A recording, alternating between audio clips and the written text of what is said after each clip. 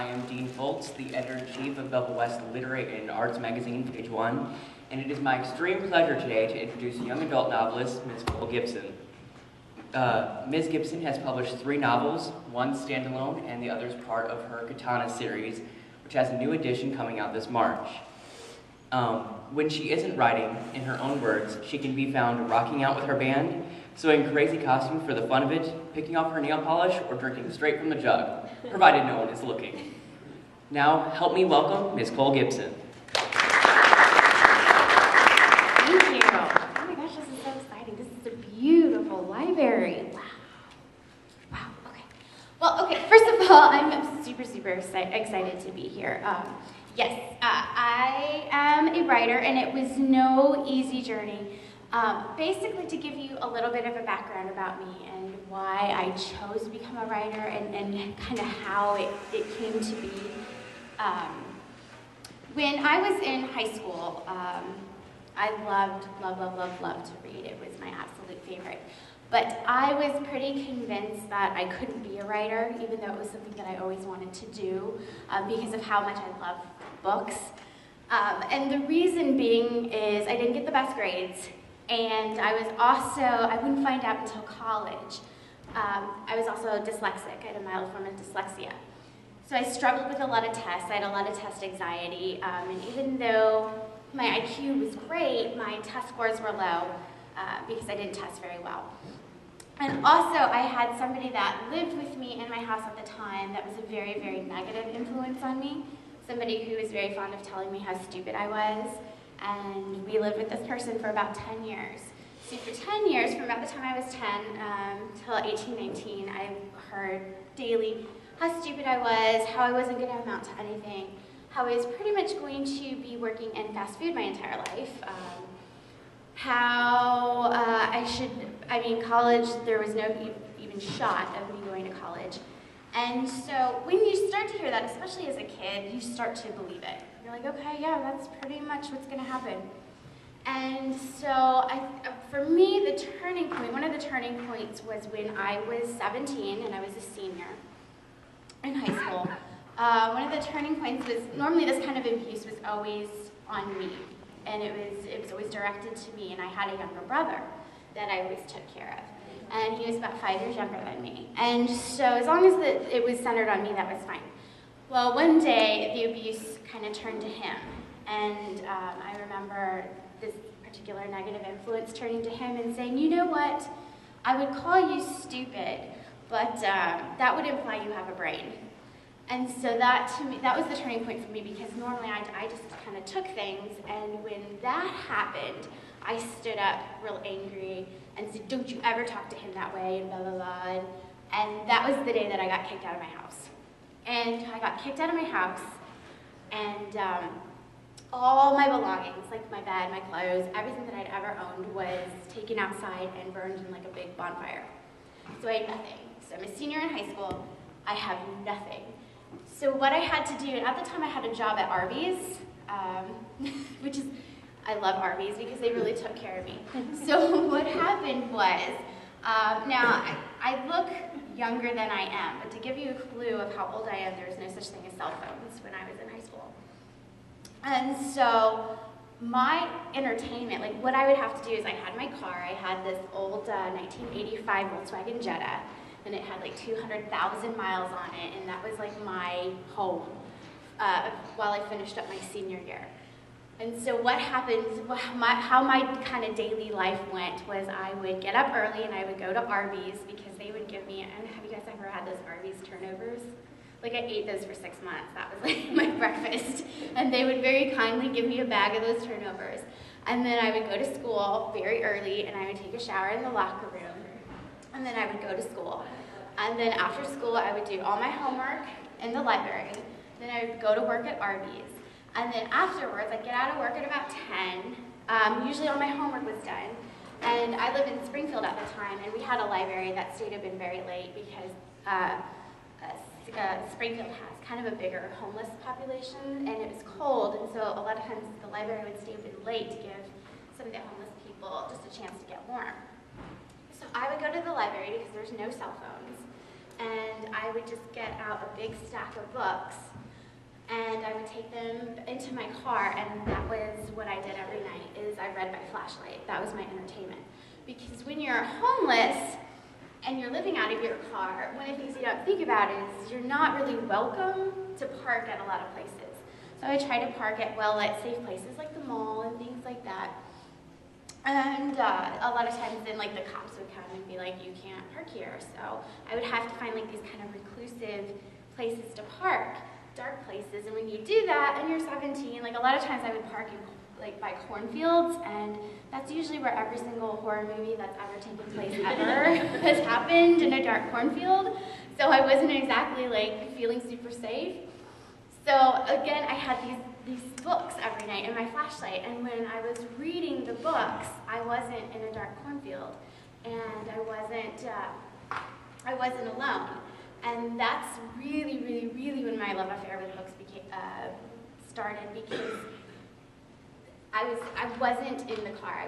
I was somewhere else. I was somewhere safe, or I was living somebody else's adventures, and I forgot all about my problems. And in fact, I remember reading one book where the protagonist had it so bad. She was kicked out of her home, and she was abused, but I mean, like, her situation was so much worse, and I remember reading it, and I'm homeless, and I'm reading it, and I'm going, oh my God, at least my life isn't that bad, and it kind of took away. And so ever since then, ever since that moment, I knew I wanted to be a writer because I wanted to do the same things. I wanted to pay back, and I wanted to provide an escape for other people who may be having a hard time. And that's particularly why I write what I do, like why I write my fantasy adventures or even my paranormal. I do have a couple more deals in the works, and I can tell you about them. Those are contemporary. But why I started out writing fantasy, because fantasy was what saved me. And so I always kind of thought, if I could pay it forward in some way and do something for somebody else to provide an escape, even if it was just for a little bit, then it was totally worth it to me. Then I did what I set out to do. So what kind of happened is, it wasn't really overnight. Like I was going to college, and it wasn't even during college when I thought, okay, I'm going to be a writer. Because I still didn't have, I had, some of those kind of issues. I didn't have a lot of confidence in myself or my abilities. So what happened is I went to college, and I was majoring in psychology because I always found it fascinating, and I still do. But even when I got out of college and I started my own business, I still didn't think I could be a writer, because in my mind, writers were like old white men who smoked pipes and sat in leather like chairs and had like the tweed jackets with the patches on the elbows, and they would say, I write literature. And to me that was an author, and I'm like, I'm not an author. So it wasn't really until 2007 that I really set out to try to become an author, because what happened in 2007 is I had my own business, and the economy kind of tanked. And when the economy tanked, I lost my business. And so I was kind of faced with, oh my gosh, I have to start over again. And it was my husband, my very, very wonderful husband, who told me, because I'm kind of devastated. I'm like, I don't have a business. I have to start completely over. I'm old. I don't know what to do.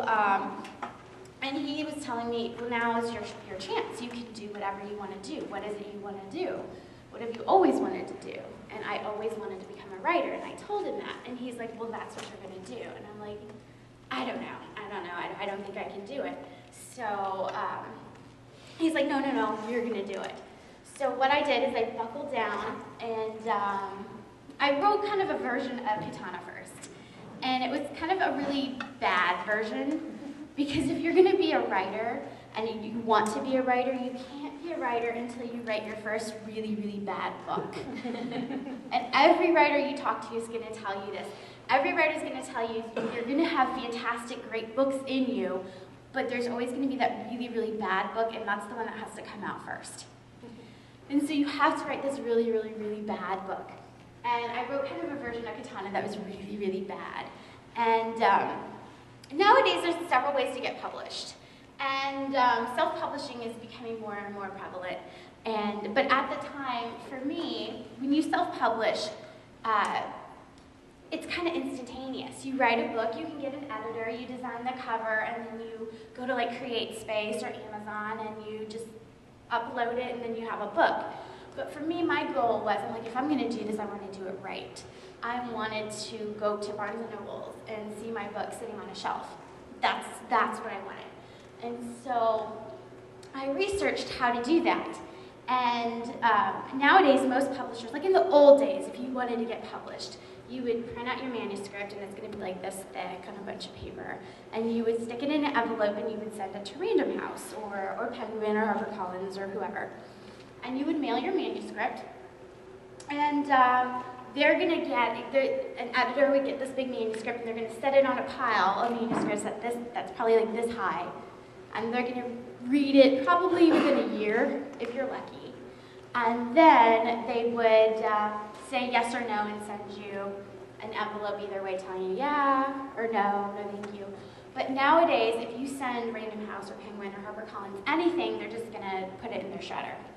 Or if you email it, they're just going to hit delete because they don't take what's called unsolicited manuscripts, which means they will only take manuscripts or books from agented authors. So, in order to get into, they call it New York, in order to get into New York or have a book with New York that you want to see in bookstores, you have to have an agent. So agents, they kind of call them the bookkeepers because they're the ones who say yes or no now. Well, it's like when you want to sell your house, you can call a real estate agent and say, hey, will you be my agent? They're like, yeah, we'll sell your house. But if you did that to a literary agent, they're going to go, I don't think so. To get a literary agent, you have to send them what's called a query. And so basically you write a letter and it says, hi, my name is Nicole Gibson. I wrote a book about a girl who gets possessed by the spirit of a samurai. Do you want to see more pages? And that's basically it. And then you will get letters that will say, no, thank you, I already have something, or no, thank you, that doesn't sound interesting to me. Or they might say, okay, send me 10 pages, or they might say, send me the whole thing. And so I kind of played that game for 2 years, and I got over 200 rejections. So 200 little sheets of paper or emails that said, no thank you, no thank you, no thank you, until I finally got my agent. And then from there, we went and we revised the manuscript for about a year. And then it took another year after that, until, and another 12 rejections until I got my publisher. And then it would take another 2 years from the time that I signed the contract with my publisher until I would see the book on a bookshelf. So it took a total of about 5 years from the moment that I finished the book until the day that I saw it in a bookstore. But that's not to discourage you, because again, that's kind of like the long way. For some authors and some of my friends, it happened very quickly to them. They wrote a book, and sometimes you get lucky and you get something that's on trend. And what that means is you might write like a ghost novel, and all of a sudden ghost novels are hot, and you're very, very lucky. So that speeds you right up through the process. The agent says, yes, I'll take that book, and then it sells in a couple of weeks, and then it might be out in a year, and that has happened. But it's very, very hard to get on trend, because what is on trend now stopped selling 2 years ago. So what that means is they knew, last year, or the year before last year, 2011, ghosts were really hot, which means they stopped buying ghost books in 2009. So they already know, and like dystopians were kind of hot because of the Hunger Games, last year and this year, but they stopped buying dystopians about a couple years ago too. They already know, and they have books lined up for 2 years that they already know, this is what's going to be hot in 2014, this is what's hot in 2015, but they've stopped buying them now because they have all that they need, regardless. And that's right now, paranormals are kind of out, but they're slowly trickling back in, but you probably won't see a paranormal book until probably 2016, 2017, maybe, because contemporaries are so hot. So that's kind of how the trends go there. Some of the perks, when you go with like a bigger publishing house, one that's going to get you in the bookstores, is you lose a lot of control of your book. because there they have big marketing teams that do all this research, and they'll tell you what will sell, what won't sell. And so you have very, very little say on the cover. And if they want to change something major inside the book, they're more than likely going to do this. Like this cover I liked, but I did have a couple concerns, and I told him, because they're like, what do you think about the cover? And I told him, I go, it looks kind of like it needs proactive. What's with all the little splotchies? And they were like, well, we're going to keep it. So, and then the other cover too, for Sunsheet, I kind of had some issues with, because I'm kind of like, can't we raise her shirt just a little bit? And they were like, no, it's staying. So I had very, very, very little say in anything that went on. But Breathless, however, was with a smaller press, because at the time I wrote this, several mermaid books had already come out, and I missed the trend, they said. What Lies Beneath came out, The Vicious Deep, which is by a good friend of mine, Zoraida Cordova, Tempest, and these are all, they had all just sold. So by the time I hit any of them, HarperCollins, Simon, they're like, we already have our mermaid book, sorry. So I was like, okay, that's okay, I still love this book, so I went with a smaller press. And one of the nicer things about them, and if you self-publish too, is you have a lot of say in cover. And so I got to practically design and pick my own cover.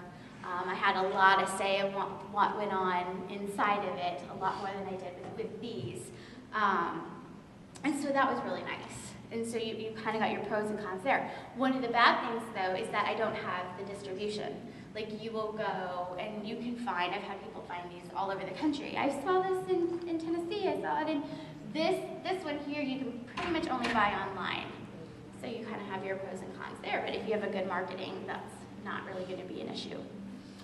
Also, one of the nice things about having an agent too is that they can, they're constantly looking out for you, and they're constantly meeting editors, and they're constantly selling for you. So like if you're on your own and you're self-pubbing, then you're pretty much in charge of your own career, which can be a good thing, but it can also be scary. But what's nice when you have an agent too is if they are in New York, where a lot of the agents are, they can go to meetings and lunches with a lot of those editors in New York, and the editors will say, and this just recently happened to me, they're like, look, an editor had lunch with my agent. She said, look, you know, I really want a book written about, kind of like a snarky, not nice girl, but she used the B word. I might use the B word. She said, I want a book written about her. And she's going to be a really big B word, but people have to like her. So can you get somebody to write a book like that? And my agent's like, yeah, cool, can. And then she calls me, she's like, look, you gotta write a book about a B word girl, but she can't, people have to like her. And I'm like, what? How do we do that? So it's kind of nice though, because out of that I got a 2-book deal, and then I got another, and because a new adult now is a genre, it's a thing, and new adult is you have your young adult, which the protagonist is high school age, and then now your new adult, which is really, really hot, and everybody's selling, is about your college-age protagonist. So out of that deal with the same editor, I got another 2 series book deals. So I have 7 books in the total, and so basically I'm writing a book every 3 months for the next year and a half. Very exciting. I'm already exhausted, and it's already been 3 months. But that's exciting for me, because I did go from, and that's one thing about writing, is once you get started, once you get in the hang of it, it starts to become easier. It used to take me a year to write a book, and then it would take me about a year to write 2 books. And now, hopefully, it's going to take me a year to write 4 books. Hopefully, I got my fingers crossed. But when we're talking about writing, if any of you are interested at all in writing, one of the biggest pieces of advice I can tell you is you have to finish your book. So many times, and it kills me. People will come up and they'll ask me, I don't know how to finish. I can't get past the writer's block. I can't get, I went back and I tried to revise my book and it's so awful and it's horrible and I couldn't finish it, so I started something else and that was really bad, and so I didn't finish it, and so I started something else. And every author, when you're writing a first draft, it's crap. It's horrible. It's utter. I won't even let people read my first drafts because, again, I'm dyslexic. So a lot of times when I'm just speed writing, I misspell, but I leave it because you can't finish a book, or you can't get a book published until you finish it. And my biggest piece of advice to you is you can always polish something awful. You can always revise, you can always edit something horrible, something that doesn't make any sense, and you can fix it, and you can rework it, and you can polish it, and you can make it something shiny. We call it, in publishing, we call it polishing a turd into a diamond. You can do that, and you can eventually sell it and publish it, but you cannot ever, never, never, never publish something that doesn't exist. So if you give up and you quit trying, it'll never happen. It'll never get published. So one of the things that I tell people too is to start from the beginning and write to the end, and do not read your work as you're going.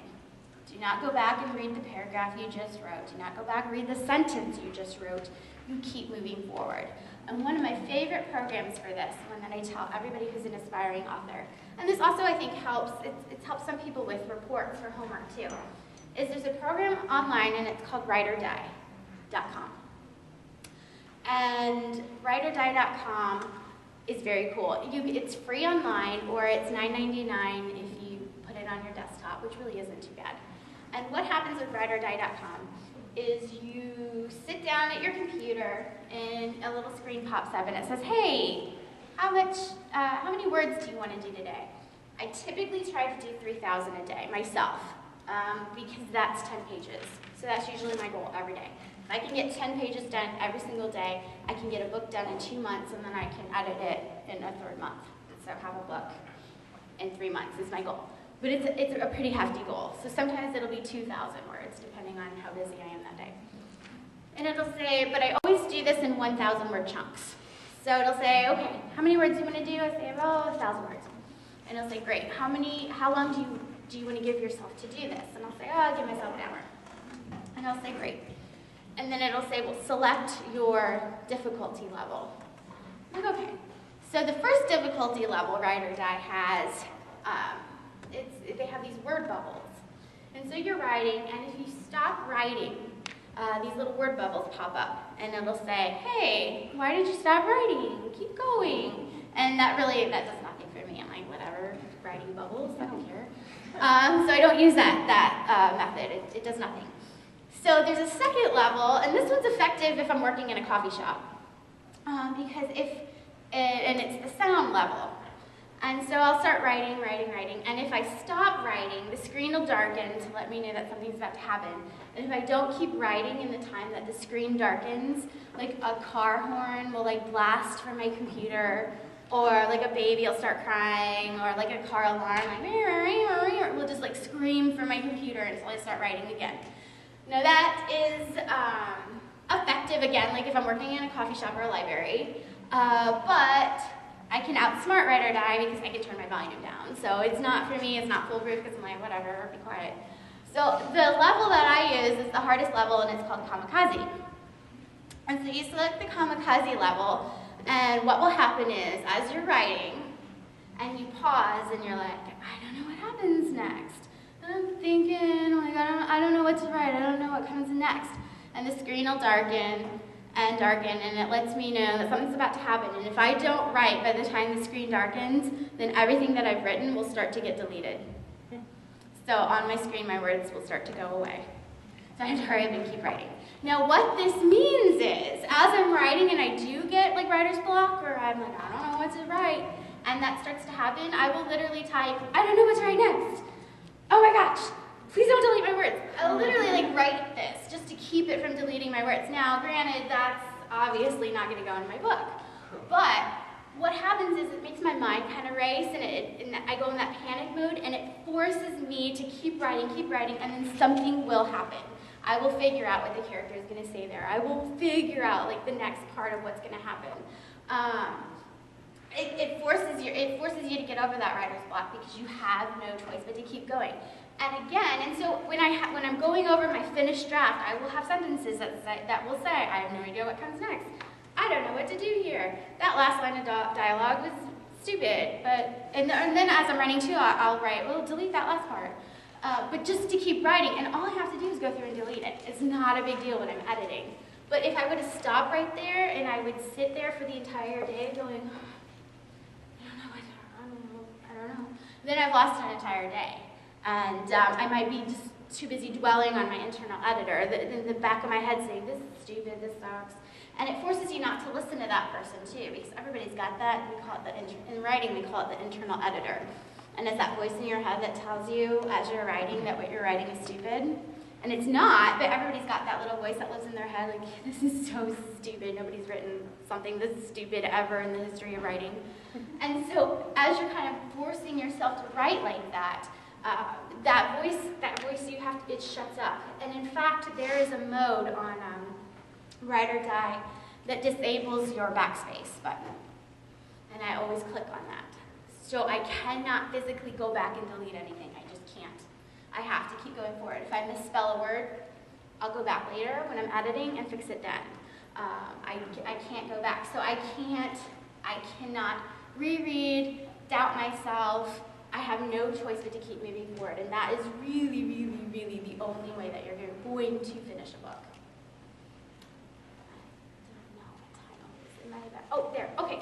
So, does anybody have any questions about writing, or about books, or about being an author, or about anything? Yeah. Do you find yourself putting your own experiences and your characters in your books a lot? I do. You can relate, yeah. Yes. And there's a lot of personalities of people I know in my books. A lot of maybe some similar situations, but I do get a lot of my ideas from life experiences. I have a new adult series coming out, and the girl in that series has just gotten over being homeless. So obviously I'm kind of drawing on my own life experiences. I will borrow people's personality, because if I see a personality, or I will mesh personalities to kind of fit. But what's fun about writing is you can take it to the extreme. If you know somebody that's kind of a jerk, you can make them like an uber jerk in writing just to make them interesting. But you can borrow, I like to borrow a lot of traits and personality quirks. Yeah? Was the scene at the mall in Katana kind of like what you imagined you wanted to happen when you saw somebody with that? That one actually came from the news. Actually, that particular scene, because I read about a woman who was attacked in the mall. But I mean, she didn't go kung fu, but she did beat them with her purse. And I thought that was really, really cool. And it also, the idea of katana, how that came to me too, is I'm a huge fan of martial arts. And I'm also a huge fan of Bruce Lee. And I've taken martial arts forever. And it's funny how sometimes you can do, I've taken martial arts since I was probably 20. I'm not going to tell you how old I am, but it's been a while. And it's funny how you can do something for a long time, but still be really, really bad at it. And martial arts is something that no matter how many classes I take, and it honestly doesn't matter how long I've taken it, I've never gotten good at it. I'm always bad at it, and I'm always the worst one in the class. And so I haven't really stuck out one long enough to make a black belt. I keep switching around to see if maybe I'm good at this one, maybe I'm good at this one. So I've taken kickboxing, which I think is my favorite, and Aikido, and Taekwondo, and Karate, and different forms of each. And I've taken all these, and I'm really, really bad at it. And so what happened, how the idea for katana came to me was I was in a Taekwondo class. And it was the end of the night, and we were sparring. We were sparring at the end of the night. And so I get into the ring, and the master says, okay, go. And I was there for like 1.5 seconds and I got kicked in the eye. And so immediate instant black eyes, I couldn't even see. So I went back out of the ring and they gave me an ice pack and I'm sitting there and I'm nursing a black eye because I was literally fighting for 1 second and I got a black eye. And I remember sitting there and I remember looking at a poster of Bruce Lee, which is right across the ring from me as I'm sitting there, and I was like, Bruce Lee, if you could just possess me for like 5 minutes, long enough to win one fight. I just want to win one fight, please, that would be awesome. And of course that never happened. But I always, that's kind of how the idea happened. I'm like, what if somebody who had no martial arts training ever was attacked and for whatever reason they had martial arts abilities? How would that happen? That kind of got me thinking, what would it have taken? So that's actually where the idea came from. The more specific one came from an article. I happened in Fairview Heights at the St. Clair Square, where that happens many moons ago. But yeah. Yeah. So, when they're asking about the cover for Katana, did you ever have any concern that kind of resembled Kill Bill a little bit? That was actually their intention. Yeah, because I didn't have any say. But when did Kill Bill come out? Did it come out? Kill Bill might have come out at the time that I sold, because I sold Katana in 2010. Didn't come out until 2012. So maybe the last Kill Bill movie was out. But that was their whole intention, because I remember getting the email after they had taken the idea to the marketing team, and they said, we want it to look like Kill Bill. And I'm like, well, okay. And then I got this, and yeah, so it's not, I liked, except for the proactive parts, and then again, I had my issues with Senshi, but then you get to a point where you're just like, you get used to being the author who has no say. But then sometimes you do have some say. So it's kind of like with kids, we would say pick your battles. If you really want to change something, then you can have your agent. That's what your agent is there for. Go at them. And at the time, I had a different agent, and my agent at the time was very, very we'll just let it go. We'll let it go. We'll let it go. Right now, I have a very aggressive agent, so that's nice. I don't think she would have let that stand. And in fact, she saw the old cover, but my old agent sold that, and she was like, that looks like a 40-year-old woman. She's 17. And I'm like, She's like, I would never have let that stand. So I do have a much more aggressive agent who I think could have made the changes that I wanted, which is nice. So if you're ever really pursuing publishing, that's something to know too when you're getting an agent. Make sure you're getting the kind of agent you want, if you want a super aggressive. Because the agent is supposed to be the bad guy while you're the good guy. Because you have to deal with your editor and things, and if ever you do have issues, you don't want to. Some authors will alienate themselves. Some authors will, they get reputations for being divas, and then their publishers don't want to work with them anymore. In fact, I'm with a new publisher, and she was saying that they sent out a big email that if any authors show signs of being divas or giving their editors anxiety attacks or panic attacks, they're out. And they're like, we don't care if you're making us $1 million. We are worried about the health of our editors. We're worried about, we don't want them stressed out, and if you're freaking out on them on Sunday night when they're supposed to be with their family, you're out. So you want to be, you don't want to be a diva. So it's absolutely nice to have an agent who can be the bad guy for you, go in there and rah, rah, rah, meanwhile you're like, I'm cool, and so that way you don't have to be the bad guy.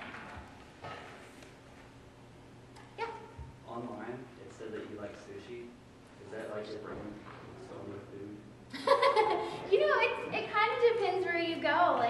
Yeah, some of the more authentic sushi places, it is fun. It is because you kind of get that Japanese feel. And I'm very, very lucky because the book has given me opportunities to learn more and more about Japan. I've never had the chance to go to Japan, even though I want to so badly because I'm so in love with it.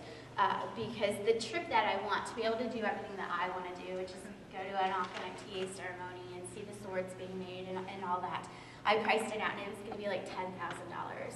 And granted, one of the fun things about being an author is I can write that off. That would be tax deductible because it's research. But at this point, I'm like, okay, I'm just going to do my research instead. So before I even wrote a word of katana, even though it is fantasy, I wanted it to be as accurate as possible, even for a fantasy. So I went to the library and checked out every single book I could find on samurai, and I rented every single DVD on history, every single documentary I could find. And I did a year of just research before I wrote a word. And even then, I'll still get people that are like, that's inaccurate, like on Goodreads or on my reviews, like, that would never have happened. But now I'm to a point where I've done so much research, I can argue my point fairly well. Like, actually, like I get a lot of people that, there are no female samurai. Like, actually, there are quite a few. And one of the most famous ones, her name was Tomoe Gozen, and she's so badass. So if you guys want to read about somebody way badass, in like the 1500s, read about her. But yeah, more and more, like a lot of times, it's true, like in Japan, the samurai, they, it was like a class structure, like you had to be a certain class to be a samurai, and you had to be a man, and kind of like Hindus have a class system, samurai did too.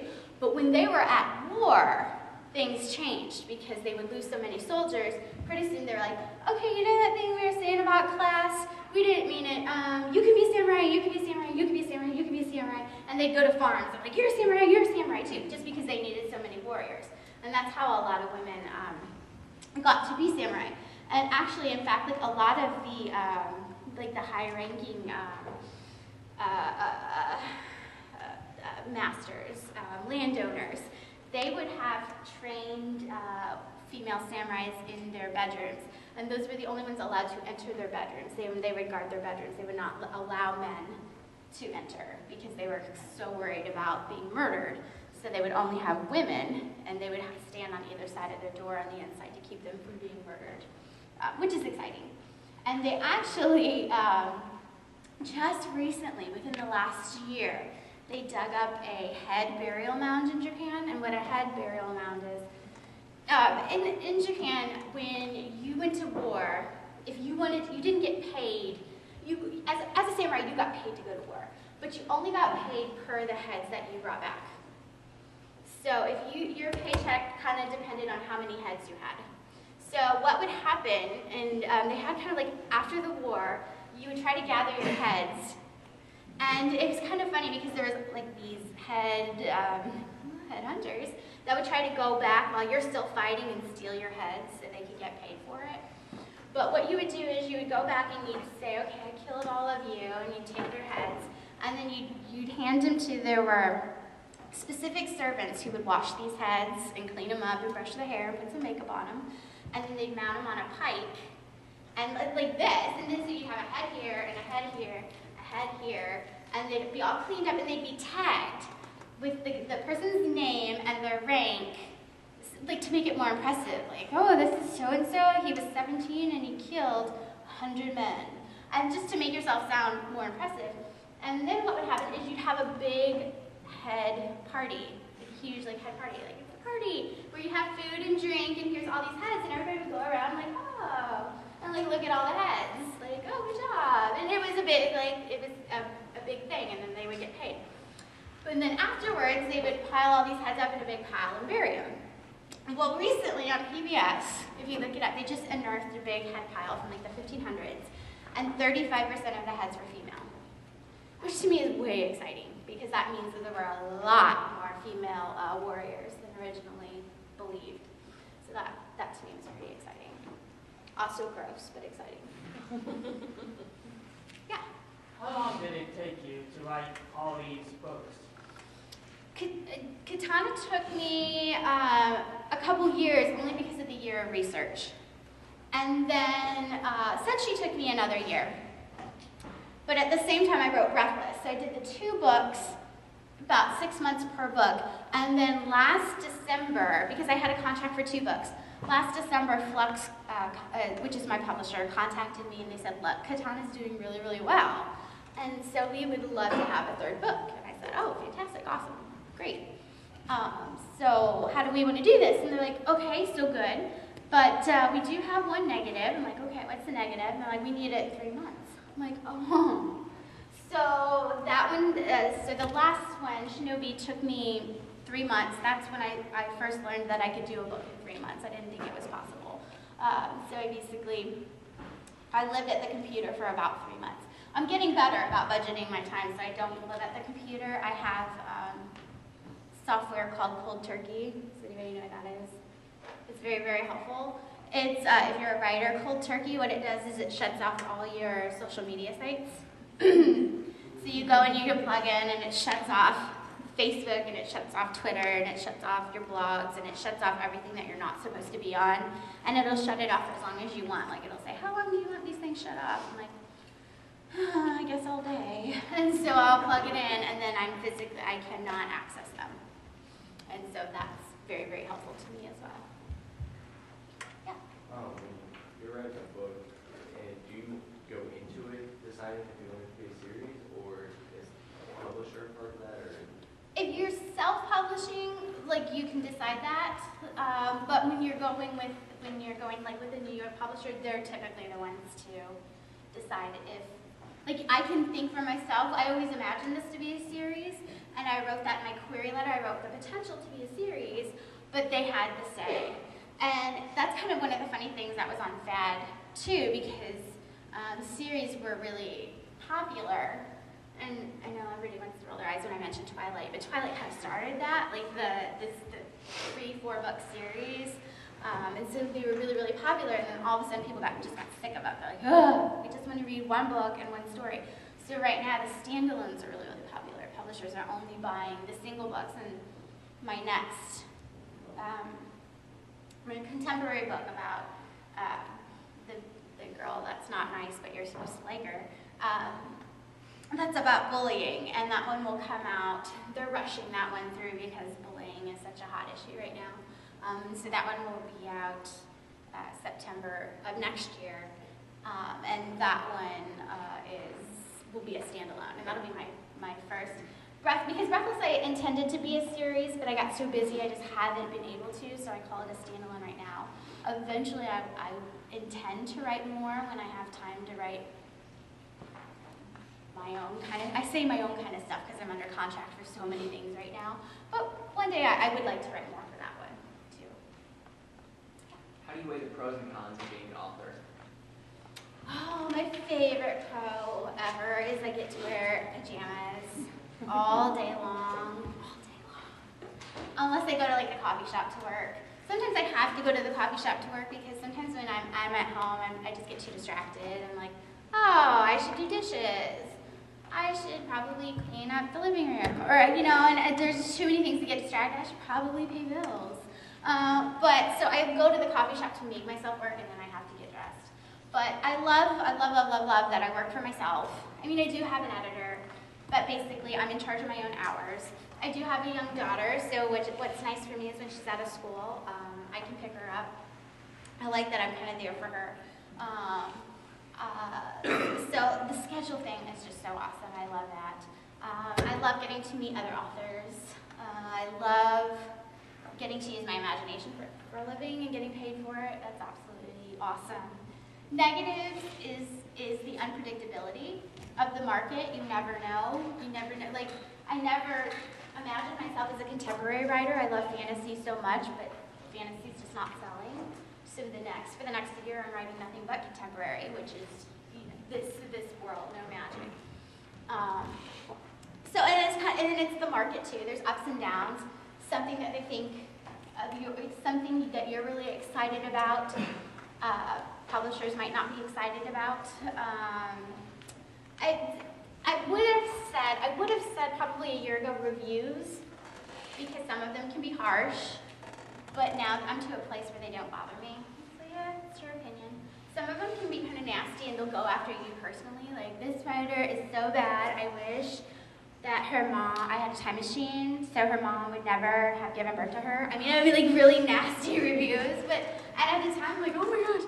But when you get so many bad reviews, you can get to a place where you're just like, I don't care. And after so many, I'm at that place, and it's a good place to be like, you don't like it, you don't like it. I totally get it. But it is hard because you will spend, like if Donna spent a year on it, and there'll be somebody that'll want to rip it apart. And that's my baby. I spent a year on this, and you want to tell me in 2 sentences how crappy it is? But that's okay. And so, yeah. You said you had a business before Mhm. you started writing. What was the business? My business was, and it's kind of funny, I started out in psychology, and I started out with an internship at the DCFS, and I got so depressed about just some of the kids caught in the system, and it made me so sad that I turned to animals, and I actually opened my own training shop. I had dog training, and I did train American Service Dog Association. I did a lot of like therapy dog work. We're gonna wrap up that way. I Absolutely. think there's a couple of students that would like you to autograph books for them. Oh, absolutely. I would love If that's to. possible. Thank you so much for being here today. No We really problem. appreciate it. Thank you for having me.